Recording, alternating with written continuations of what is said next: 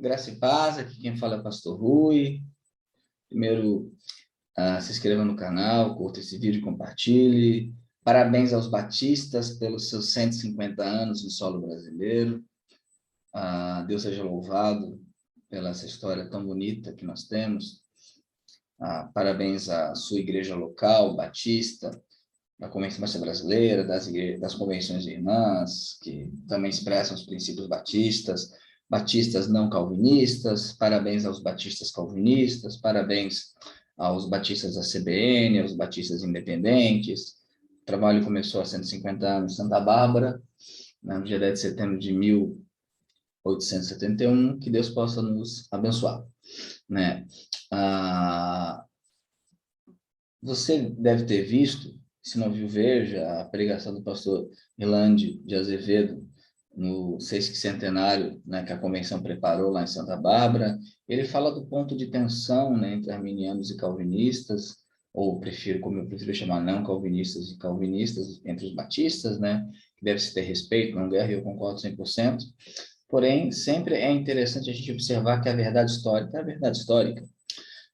Muita gente movida por a falsa informação de algumas pessoas, alguns professores de história do YouTube, estão dizendo que os batistas que aqui chegaram eram calvinistas. E quando eles falam calvinistas, eles querem dar a entender, eles dão a entender que é no sentido dos 5 pontos, no sentido da Confissão de Fé de Londres, de 1689, calvinista completo. E não é verdade. Não é verdade isso daí. Eu estou aqui com um texto do Jornal Batista de 1911. Lembramos que a Convenção Batista surge em 1907. Então, aqui expressa a crença da primeira geração de batistas, ok? Inclusive, o Zet Code, né, ele é um missionário da Convenção Batista do Sul, americano. Então, temos aqui um documento, né, um texto da primeira geração de batistas, do Jornal Batista. Então, a ideia é que os batistas, em sua primeira geração, eram calvinistas no modelo, no sentido que algumas pessoas apaixonadas dizem, não é verdade. A gente vai ler o texto, são os batistas calvinistas, se não me engano, 6 de abril de 1911. Depois eu vou botar a data correta na descrição, no título do vídeo, mas 1911, Jornal Batista, primeira geração. A geração essa que adota a confissão de Hampshire, que a gente vai falar sobre ela, como confissão de fé. Olha o que diz o texto.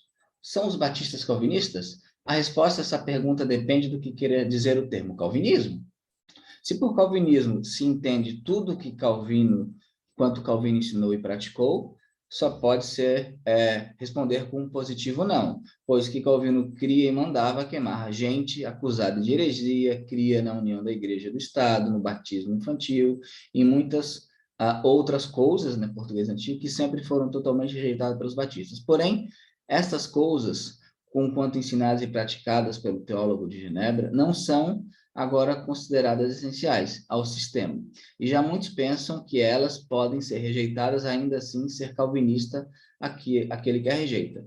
Os chamados 5 pontos do calvinismo, a Tulip, Dort, um calvinismo de acordo com a Confissão de Londres de 1689. Os chamados 5 pontos do calvinismo são as doutrinas essenciais do sistema. Nós temos aqui um jornal, o Batista, de 1911, a primeira geração de batistas. A gente tem que entender que a gente tem que ter honestidade com a história, ok?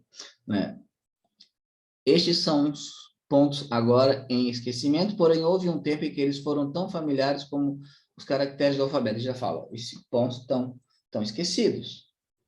Estão esquecidos aqui, não são muito praticados. A primeira geração de batista falando. São eles a predestinação individual, o sacrifício limitado, o sacrifício limitado, né? O sacrifício expiatório limitado, a expiação limitada, a incapacidade natural do homem, a irresistibilidade da graça e a perseverança dos santos. Ora, se isso constitui o calvinismo, mais uma vez é certo que os batistas não são calvinistas.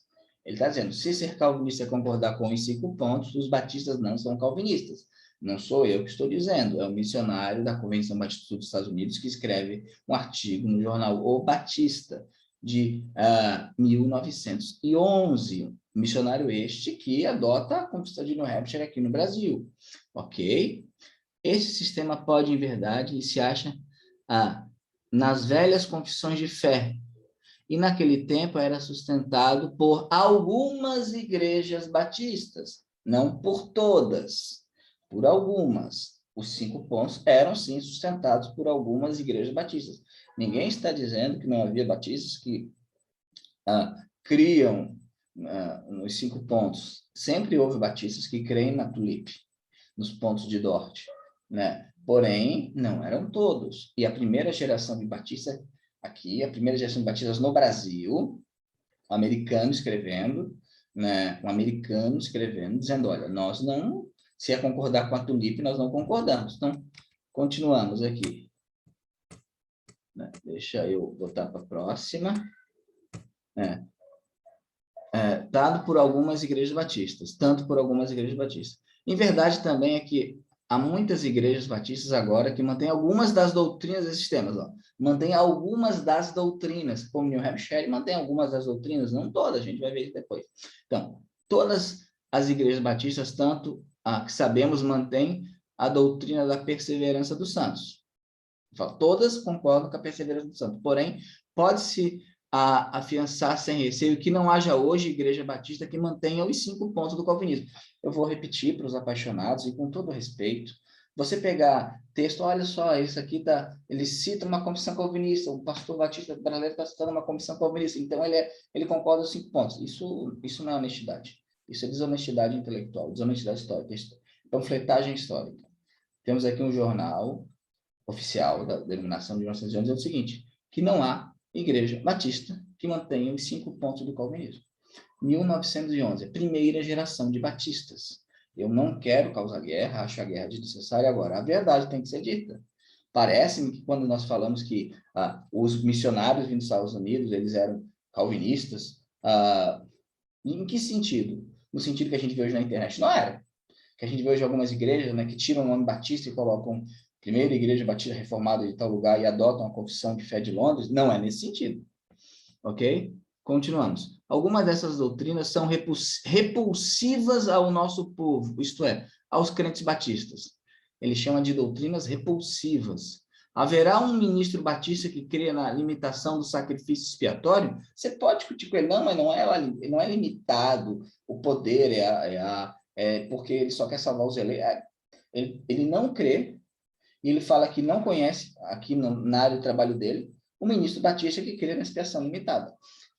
Z.T. Coates, missionário batista da Convenção Batista dos Estados Unidos, da Junta de Richmond, né, um dos pioneiros, está dizendo, alguém que subscreve a Confissão de Fé de New Hampshire, aí você vai dizer que você entende mais de New Hampshire do que ele. Né? Vai ter gente aqui nos comentários, não, mas a Confissão de New Hampshire é calvinista. O cara conhece a Confissão de New Hampshire. Aí você vai dizer que você entende mais a Confissão de New Hampshire que os primeiros batistas brasileiros que adotaram a Confissão de New Hampshire e não criam na expressão limitada. Aí complica, né? Aí complica, né? Mas vamos lá. Haverá um ministro batista que creia na limitação do sacrifício expiatório? Porém, pode-se dizer que o calvinismo é antes um espírito do que um sistema. A sua essência deve ser procurada não em um credo mumificado, mas no espírito de liberdade que ele anima. Seria quase impossível exagerar os benefícios em prol da liberdade doados ao mundo moderno por Calvino. Ele não é um anticalvinista, né? Ele fala, tem coisas boas. A tirania e o predomínio francesco e sacerdotal morreram onde o calvinismo se espalhou. Esse espírito português antigo, né? Sobrecedeu o de Lutero na crença das condições favoráveis à liberdade. Lutero livrou o homem do jugo sacerdotal. Porém, Calvino levou à demolição não só da tirania sacerdotal, mas de todas as outras espécies de tiranias. Ora, porque a liberdade é um sentimento aprofundado na alma dos batistas, dizem muitas vezes que somos calvinistas. Será isso verdade? Se não estamos em erro, a liberdade batista é diferente da liberdade calvinista. Há uma diferença, se bem que agora não muito em evidência. Ao menos no período primitivo esteve em destaque. Os calvinistas amavam muito a liberdade para si, para os eleitos. porém os batistas amavam a liberdade para todos, e é verdade, né? A gente vê a união da igreja e Estado, o que ocorreu. O calvinismo, em seus primeiros dias, quando atingiu o predomínio, não permitia a todos o livre exercício de sua fé. Nós batistas, nós, por exemplo, nós entenderíamos que Miguel Serveto, por mais herege que seja, tinha o direito de ser herege, né? Eram mais ou menos intolerantes. Porém, os batistas concediam aos outros a mesma liberdade que para si proclamavam, para si reclamavam. Essa diferença entre o espírito liberal batista e o espírito liberal calvinista deve ser atribuída à diferença de seus credos. Ambos são animados de liberdade. Há muito em que eles se assemelham, mas é difícil às vezes se fundirem em um.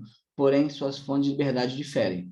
A doutrina da eleição foi fonte principal da liberdade para os calvinistas, pois foram trazidos de responsabilidade direta a Cristo que os escolheu. Cada indivíduo tinha Cristo e somente Cristo por seu Senhor. Ele recebia a vida e ordens diretamente do Senhor. Ordem diretamente do Senhor. Isto, de fato, elevou sobre a autoridade terrestre, na igreja e no Estado, e o dispôs contra qualquer autoridade terrestre quando ela estivesse em oposição a Cristo. Isso foi um bem. Porém, no seu entender, somente os eleitos eram imediatamente governados por Cristo, e quanto aos outros, os santos deviam governá-los, e, consequentemente, os calvinistas tornaram-se intolerantes. Você pode não concordar com o artigo do ZT Code. Eu não estou dizendo que o artigo do ZT Code, na avaliação dele do sistema calvinista, está certo ou errado. Dizendo o seguinte: a primeira geração de batistas não está subscrevendo aqui os 5 pontos do calvinismo. Um documento oficial da Convenção Brasileira de 1911, antes da alegada entrada de liberais que enfraqueceram o calvinismo na denominação, que algumas pessoas apaixonadas dizem, aqui é um fato. Tá? Eles subscreviam New Hampshire e não subscreviam os 5 pontos do calvinismo, né? A liberdade batista originou-se primeiramente da crença acerca do Espírito Santo. O Espírito Santo era a sua fonte de autoridade, e o Espírito Santo foi dado não aos papas, bispos, padres e concílios, mas a todo o povo de Deus. Ele foi derramado sobre toda a carne, e isso é sobre todas as criaturas humanas.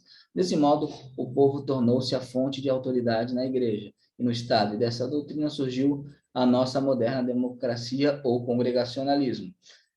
E desde que Deus deu o seu espírito ao homem, como o homem,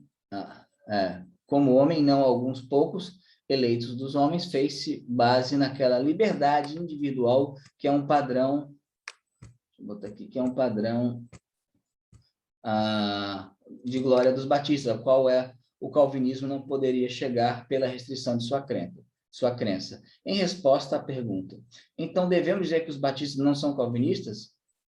E conquanto o calvinismo seja um nome que muito honre os batistas, chamando-se calvinistas, devem-se maiores títulos de glória que só a eles pertencem. O espírito de liberdade batista compreende todo o bom espírito de liberdade calvinista e muito mais. Então, aqui, muito simples.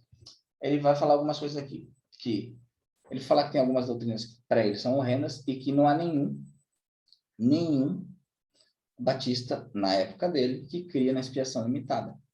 Nenhum, né? E ele vai dizer que algumas igrejas, no passado, criam nos 5 pontos, que era algo que era do passado. Eu ia falar de confissões que criam nisso. Obviamente está se referindo a confissões do passado, não a atual, que é a confissão de New Hampshire, mas provavelmente a de Filadélfia e a confissão de 1689. Então, o que a gente pode ver aqui? A primeira vez que nós temos notícia que os batistas oficialmente falam se são calvinistas ou não, eles falam: não, nós não somos calvinistas. Temos coisas em comum, mas nós não somos calvinistas. Então, antes de vir aqui um monte de rapaz que leu meia dúzia de livros do Marco Paixão e leu um pouco de Estandarte de Cristo e acha que o cristianismo resume-se a Spurgeon, e eu sou muito grato a Spurgeon, tá vendo isso aqui? Ó, eu ajudei, tá, na Bíblia do Spurgeon, tem meu nome nela. Tem meu nome na Bíblia do Spurgeon. Antes de achar que os batistas se resumem a isso e vão cair na falácia que os batistas gerais acabaram, que também é mentira, porque eles tinham os particulares em 1891, né? Vamos para o fato. Não é verdade que os missionários, ou que todos os missionários batistas que chegaram no Brasil, os americanos, eram calvinistas no modelo que é dito hoje. Eles não criam os 5 pontos. Mas New Hampshire, então vamos para New Hampshire. Né? Tá vendo isso aqui? Ó? A nova Igreja Batista regular, né? Eu vou aqui tem a Confissão de New Hampshire. Deixa eu abrir aqui. Confissão de New Hampshire. Aqui. O artigo 6. O caráter gratuito da salvação. Cremos que as Escrituras ensinam que as bênçãos da salvação são gratuitamente oferecidas a todos por meio do Evangelho, que é dever imediato de todos recebê-la por meio de uma fé cordial, penitente, obediente, e que nada impede a salvação do maior pecador que existe sobre a terra, senão a sua própria depravação voluntária e sua rejeição espontânea do Evangelho, rejeição essa que trará sobre ele a mais severa condenação. E aqui ele vai dar os textos, né? Ó vós todos que tendes sede, vinde às águas, Apocalipse, Isaías 55:1, Apocalipse 22:17, quem quiser receber de graça a água da vida, né? Atos 17:30, ora, não levou Deus em conta os tempos da ignorância, agora, porém, notifica aos homens que todos em toda parte se arrependam e por aí vai. Então, o que impede alguém a salvação? Somente a sua própria depravação voluntária e sua rejeição espontânea do Evangelho. Aqui o propósito da graça divina, artigo 9. Cremos que as Escrituras ensinam que a eleição é o propósito eterno de Deus, de conformidade com o qual ele misericordiamente regenera, santifica e salva pecadores. Ponto. Todos concordam com isso. Eu concordo com isso. ZT Code concordava com isso, os primeiros batistas concordavam com isso. Que estando em perfeita coerência com a livre ação do homem, aí você pode traduzir por livre agência. O que é livre agência? Agir livremente. A livre ação, você traduzir do jeito que você quiser. Com a livre ação do homem, a mesma compreende todos os meios em conexão com o fim almejado, que é a gloriosíssima demonstração da bondade soberana de Deus, que exclui totalmente a jactância e promove a humildade, que estimula os empregos no meio, que pode ser verificado pelos efeitos que produzem todos aqueles que verdadeiramente aceitam a Cristo. Ó, Deus elege, nós aceitamos, que é o alicerce da segurança cristã, que é assegurá-la em relação a nós mesmos, exige e merece maior diligência. Sabe o que é interessante? Você não vai ver na Confissão de New Hampshire nenhuma defesa da uma eleição incondicional. Ela fala de eleição, não fala como. Não fala como. Você não vai ver nenhuma defesa clara de uma expiação limitada. Aqui não tem mesmo. Em nenhum local. O que impede o homem de ser a sua salvação é o seu próprio coração depravado. Você não tem uma defesa. Cristo morreu por alguns homens somente pelos seus eleitos, ou somente pelo seu povo, e não pelos réprobos. Você não tem isso. Você pega a Confissão de Londres, você tem. Aqui você não tem. Você não tem uma defesa clara de graça irresistível, somente os eleitos chegarão à fé. Você não tem isso na Confissão de New Hampshire. Mas você vai dizer, mas eu enxergo isso no New Hampshire. Parabéns. Os primeiros batistas brasileiros, quando vieram para cá, não enxergaram. Senão esse artigo de Jornal Batista seria desnecessário. Seria um artigo que não teria o menor sentido. Então, a gente vê aqui que o ZT Code, em 1911, diz o seguinte, ó, os batistas, nenhum batista, falando da Convenção Batista Brasileira, crê em uma expiação limitada. Ele fala isso. Está aqui no artigo. Né? Está aqui no artigo. Deixa eu ver se eu consigo voltar aqui. Cadê?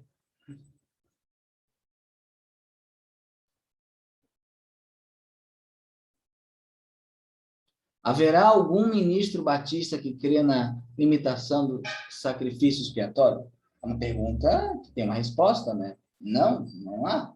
Ele fala, não há. Não tem. Né? Olha só que interessante. Com todo respeito, ficar citando, porque eu vi esses dias o pessoal citando Ebenezer Soares para favorecer que os batistas criam esse tipo de pontos, gente. É só ler Ebenezer Soares, pelo amor de Deus. Aceitar New Hampshire não te faz um tulipeiro. Tá? Não te faz um tulipeiro. Vamos ter honestidade intelectual para fazer essas coisas. Aqui é o Pacto de Comunhão. Ele compreende os documentos batistas, né? Filosofia da Convenção Batista Brasileira, os princípios batistas, o Pacto das Igrejas e a Declaração Doutrinária. Na página 31, nos princípios batistas, tem algo bem interessante. Né? Diz o seguinte, que é documento oficial da Convenção, tá? Convenção Brasileira. A Bíblia revela que Cristo morreu por todos os homens. O fato de ser o homem criado à imagem de Deus e de Jesus Cristo morrer para salvá-lo é a fonte da dignidade e do valor humano. A Bíblia revela que Cristo morreu por todos os homens. Aqui. Aí, documento oficial. Ah, mas nós não temos nenhuma ligação com gerais, a gente é tudo particular. Ah, é? Então, vamos ver aqui o que as escrituras vão dizer sobre isso. O que o Pacto Comunhão vai dizer aqui. Só um instante. Deixa eu achar aqui. História da organização, né? Batistas. Aqui. Achei. Página 45 e 46.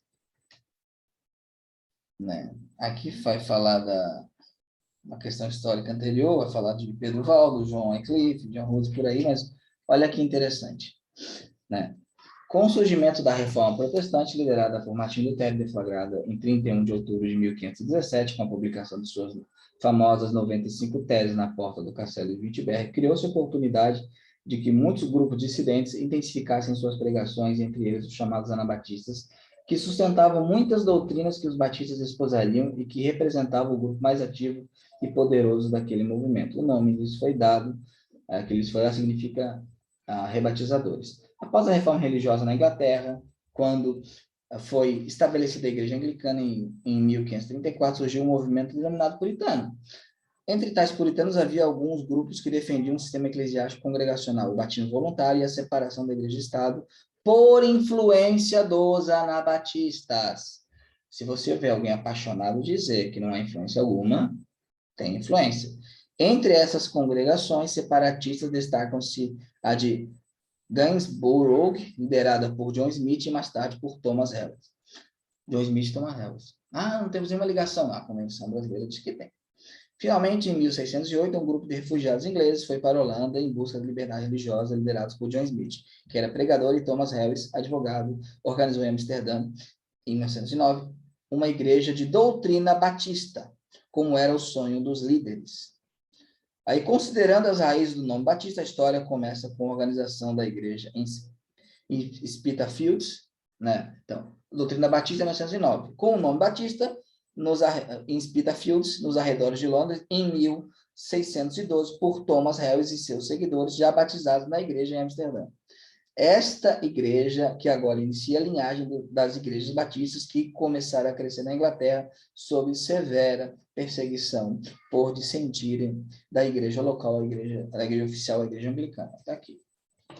Pacto Comunhão, página 46. Então, aí sobra o último mito. Não, mas os que vieram para cá então, eles não sabiam nada da Constituição de Hampshire, não sabiam interpretar e eram tudo herege, vieram para cá porque não criam os 5 pontos. Mas os batistas dos Estados Unidos creem, eu também não creio. Tem um vídeo aqui no canal que fala sobre isso, mas está vendo esse livro aqui? Ó? Todos podem ser salvos? Então, aqui vai demonstrar a soteriologia tradicional batista do sul dos Estados Unidos. Ele pega a mensagem de Fé Batista e ele vai usar, né, afirmações se baseando na mensagem de Fé Batista para mostrar que é basicamente a crença que eles têm, é que nós cremos em nossa declaração doutrinária. É New Hampshire. Tá. Então, alguns mitos. New Hampshire não defende expressão limitada, a chamada eficaz e eleição incondicional. Não defende. Eu não estou dizendo que isso é errado ou certo. Estou dizendo o seguinte, ela não defende. Você pega ela, você não tem. Né? Só se você ler ela de maneira viciada. Né? Mas foi feito por calvinistas. Na época, em 1933, você poderia chamar calvinistas quem não subscrevesse todos os 5 pontos. Strong, está aqui Strong, ó. Strong aqui, ó. Teólogo calvinista, ele não concorda com a expressão limitada, é calvinista. Então, menos, né? Você tem a verdade que, em 1911, o jornal O Batista, ele diz que os batistas não são calvinistas se isso significa adotar os 5 pontos. Ele diz isso, tá? Diz isso e ataca a expiação limitada. Ataca a expiação limitada. E temos o Pacto de Comunhão, documento oficial, que fala que Jesus morreu por todos os homens. Então, vamos parar de lenda, vamos dar as mãos, vamos pregar o evangelho, mas sem mentir a história. Que Deus abençoe vocês, que vocês possam ter um ótimo sesquicentenário e que a gente possa continuar a espalhar o evangelho por esse país. Que Deus abençoe vocês.